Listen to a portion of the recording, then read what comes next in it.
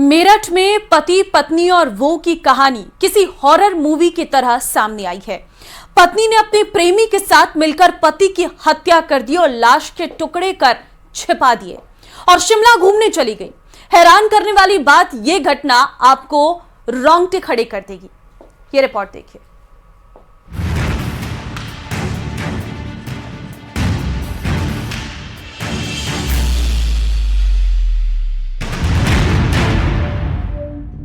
मेरठ में love, sex और धोखे के बीच कत्ल की फिल्मी कहानी सुनकर आप दंग रह जाएंगे।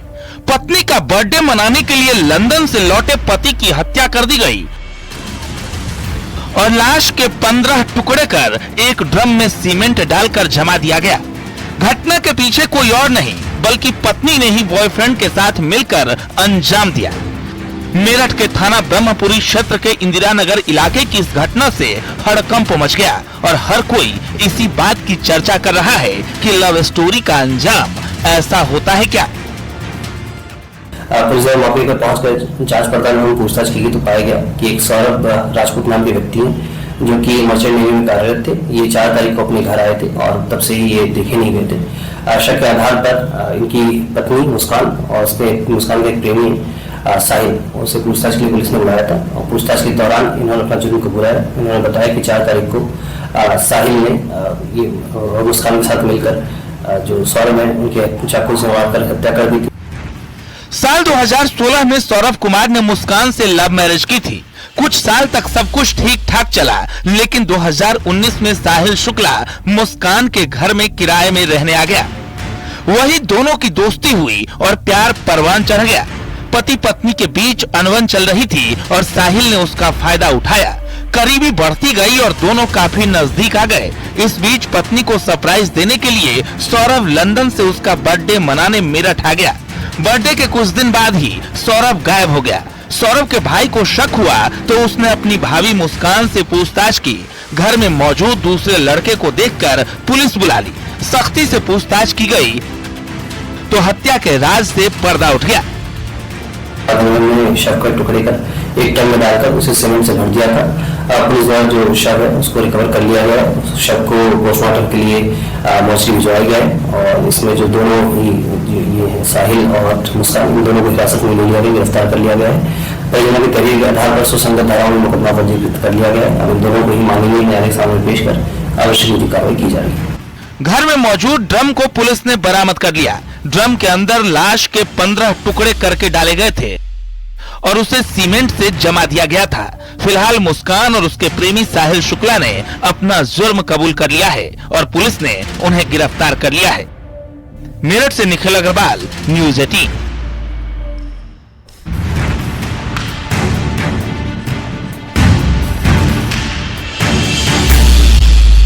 बंगाल की सियासत में विधानसभा चुनाव से पहले ही मुसलमानों पर सियासी दंगल शुरू हो गया है। 9 साल बाद ममता बनर्जी फुरफुरा शरीफ पहुंची तो उन पर बीजेपी समेत कई नेताओं ने मुस्लिम वोटों के तुष्टीकरण का आरोप लगाया। लेकिन सवाल है कि फुरफुरा शरीफ पहुंचकर ममता बनर्जी ने क्या और किसे संदेश दिया। यह रिपोर्ट देखिए। ये तस्वीरें उस वक्त की हैं जब ममता बनर्जी 9 साल बाद हुगली जिले के फुरफुरा शरीफ पहुंची, जहां उन्होंने फुरफुरा शरीफ के मौलवियों के साथ बैठक की और इफ्तार की दावत में शामिल। इन तस्वीरों की सियासी गलियारों में काफी चर्चा हो रही है। बंगाल की राजनीति में फुरफुरा शरीफ मुस्लिम वोट बैंक पॉलिटिक्स का सेंटर रहा है। यहाँ मोहम्मद अबू बकर सिद्दीकी की मजार है जो बंगाल के मुसलमानों के एक वर्ग के प्रमुख पीर हैं। फुरफुरा शरीफ के धार्मिक नेताओं का राज्य के 2500 से ज्यादा मस्जिदों पर नियंत्रण है। राज्य के बांग्ला भाषी मुसलमानों में अच्छा खासा प्रभाव है। ममता बनर्जी के रमजान में फुरफुरा शरीफ की यात्रा से कांग्रेस, वाम दल और आईएसएफ की टेंशन ज्यादा बढ़ गई। अफ्तार की दावत में वहां पहुंची फुरफुरा शरीफ, हमारे बंगाल की सीएम ममता बनर्जी। फुरफुरा जाने से वोट नहीं मिलेगा, वोट मिलेगा फुरफुरा के लोगों की डिमांड पूरी करने से। वहां रेलवे स्टेशन की डिमांड है उनकी, वो करिए। बस स्टॉप की डिमांड है, वो करिए। क्या आप पूरा करेंगी? 9 साल से पहले अब जब गई तो ये वादा किया था आपने, वो पूरा नहीं हुआ। फुरफुरा शरीफ के जो हमारे पीर साहब है, तोहा सिद्दीकी साहब, पीर साहब की औलादों में है तोहा सिद्दीकी साहब, उन्होंने स्टेटमेंट दिया ऑन रिकॉर्ड 3-4 दिन पहले कि फुरफुरा में एक भी काम नहीं हुआ। तो हमें पता है इस बार भी जब सीएम गई है सिर्फ वोट बैंक के लिए गई। Every time before election, she went there to consolidate the vote bank. Bengal को बचाना चाहिए और बंगाल का खास करके जिस तरीके से हिंदू त्योहार के ऊपर आक्रमण हो रहा है, उसका बाद सबको एक होना चाहिए। ये तो नारा ही चल रहा है, बांटेगा तो काटेगा। 9 साल के बाद जा रहा है। देखिए, जैसे शुभेंदु अधिकारी साहब है, ममता दीदी है और हम नौशाद सिद्दीकी, जो भी है 24/7 पॉलिटिक्स कर रहे हैं। जो जिधर जाता है, जो ड्रेस कोड होते हैं, जो खाते हैं, जो पीते हैं, जो बोलते, पूरा के पूरा पॉलिटिक्स है। एक दौर में बंगाल में मुस्लिम कांग्रेस का बड़ा वोट बैंक रहा था। अब ये वोट बैंक पूरी तरह से टीएमसी की तरफ शिफ्ट हो गया है। कुछ ऐसी ही तस्वीर दिल्ली की थी, जब कांग्रेस आप से अलग होकर चुनाव लड़ी, जिसका खामियाजा आम आदमी पार्टी को भुगतना पड़ा। अब यही खेला टीएमसी बंगाल में कांग्रेस के साथ कर सकती है।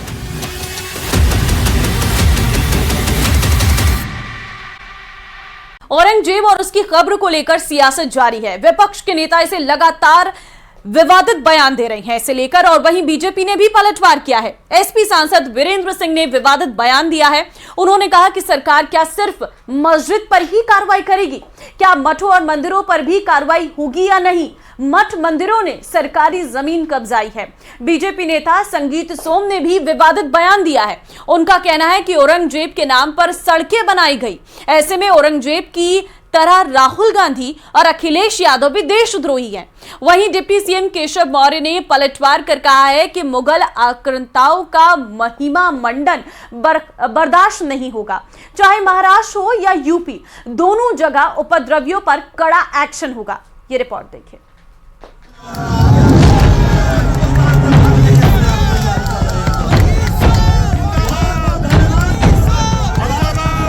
मेरठ के सरधाना से बीजेपी के पूर्व विधायक संगीत सोम ने विवादित बयान दिया। संगीत सोम ने राहुल गांधी और अखिलेश यादव को औरंगजेब के तहत देशद्रोही बताया। संगीत सोम ने कहा कि कांग्रेस ने औरंगजेब के नाम पर सड़कें बनाने का काम किया। संगीत सोम बोले कि अगर औरंगजेब देशद्रोही था तो राहुल गांधी और अखिलेश यादव भी देशद्रोही हैं। औरंगजेब कैसे महान हो सकता है, लेकिन लोगों ने, वो चाहे राहुल गांधी रहे हो, चाहे अखिलेश यादव रहे हो, कांग्रेस का इतिहास रहा कि उन लोगों ने देश में औरंगजेब के नाम पर सड़कें बनाने का काम किया। मैं पूछना चाहता हूं कि इतने बड़े आताताई के नाम पर सड़कों का नाम रखने की जरूरत क्या थी। मैं आप लोगों से कहना चाहता हूं कि अगर औरंगजेब देशद्रोही था तो राहुल गांधी और अखिलेश जैसे भी लोग देशद्रोही की श्रेणी में आते हैं। दोस्तों, आरएसएस के अखिल भारतीय प्रचार प्रमुख सुनील अम्बेडकर से बेंगलुरु में जब पूछा गया कि क्या औरंगजेब आज भी प्रासंगिक है और क्या उनकी कब्र को हटा दिया जाना चाहिए, तो उन्होंने कहा कि मुझे लगता है ये प्रासंगिक नहीं है। See, any type of violence is not good to the health of the society, and I think police are have taken the cognizance of it, and so I think they will go into the details, and that's the point. Is Aurangzeb relevant today? Do you think the tomb should be moved? I think not relevant. Samajwadi party के सांसद वीरेंद्र सिंह ने मठ मंदिर को लेकर विवादित बयान दिया। वीरेंद्र सिंह ने कहा कि सरकार सिर्फ मस्जिद पर ही कार्रवाई करेगी या मठों और मंदिरों पर भी कार्रवाई होगी। सरकार मठ मंदिरों पर भी कार्रवाई करे। इस देश में पता नहीं कितने मंदिर, मठ और मस्जिदें हैं। अगर उनकी सभी की छानबीन कराई जाए तो उसमें 99% ऐसे मठ, मंदिर और जो है कि मस्जिद आएंगी जो सरकारी भूमि पर बने हैं, तो क्या सरकार सभी मठों पर या सभी मंदिरों पर इसी तरीके की कार्रवाई करेगी कि केवल पर्टिकुलर चिन्हित जगहों पर ही कार्रवाई करके एक वातावरण पैदा करेगी जिससे जो है कि भारतीय जनता पार्टी के शक्तियों को, उनको फासिस्टवादी ताकतों को खाद पानी मिल सके। नागपुर में हुई हिंसा की घटना को लेकर यूपी के डिप्टी सीएम केशव प्रसाद मौर्य का कहना है कि औरंगजेब और साथ ही दूसरे मुगल आक्रांताओं का महिमा मंडन न महाराष्ट्र सरकार बर्दाश्त करेगी और न ही यूपी सरकार। कोई औरंगजेब का महिमा मंडन करे, कोई मुगल आक्रमणकारियों का महिमा मंडन करे, वह न महाराष्ट्र बर्दाश्त करेगा, ना उत्तर प्रदेश बर्दाश्त करेगा, ना देश बर्दाश्त करेगा। और जो इस प्रकार की बातें करते हैं, मैं यह मानता हूं कि उसका उनको राजनीतिक दृष्टि से जो समर्थन करने वाले, जैसे समाजवादी पार्टी के विधायक अबू आजमी ने ही औरंगजेब को महान बताने का पाप किया था, और एक तरफ अखिलेश यादव जी कह रहे हैं हम छत्रपति शिवाजी महाराज का सम्मान करते हैं। अगर सम्मान करते हैं तो ये बतावें कि उनके विधायक अबू आजमी अभी तक समाजवादी पार्टी में क्यों है? तो समाजवादी पार्टी तो तुष्टिकरण की घटिया और घिनौनी राजनीति करती है, महाकुंभ में सवाल उठाती है। तुष्टिकरण के कारण से उत्तर प्रदेश का बहुत नुकसान 2012 से 2017 में किया है इन लोगों ने। सुबह सपा के महासचिव अरविंद राजभर का कहना है कि विदेशी आक्रांताओं के नाम पर मेला नहीं लगाने देंगे। 10 जून को महाराजा सुहेलदेव की जयंती पर मेले का आयोजन होगा। पुरजोर विरोध करेगी। यह पहली बात कि मेला लगने नहीं दिया जाएगा। ये योगी जी की सरकार है। हम हमेशा अपनी संस्कृति और सभ्यता, अपनी परंपरा को निरंतर आगे बढ़ाने का हमने संकल्प लिया है, न कि ऐसे आक्रांताओं को जिसने लगभग 1000 साल पहले जो आकर के भारत देश में तबाही मचाया था, अब उसको हम बढ़ने नहीं देंगे। हम नहीं, हम तो एक पॉलिटिकल पर्सन, हम नहीं, यहाँ की जनता स्वतः चाहती है कि जिस आक्रांता ने इस देश को लूट करके बर्बाद कर दिया, उसके नाम पर कोई आयोजन नहीं होगा। आयोजन करके सरकार का पैसा वेस्ट नहीं करेंगे, जनता का टाइम वेस्ट नहीं होने देंगे। मुगलकालीन आक्रांताओं को लेकर सियासी बयानबाजी चरम पर है। एसपी और कांग्रेस के नेता जहां इसे लेकर सवाल उठा रहे हैं, तो वहीं बीजेपी ने भी करारा पलटवार किया। न्यूज़ 18 के लिए ब्यूरो रिपोर्ट। लेकिन लोगों ने वो चाहे राहुल गांधी रहे हो, चाहे अखिलेश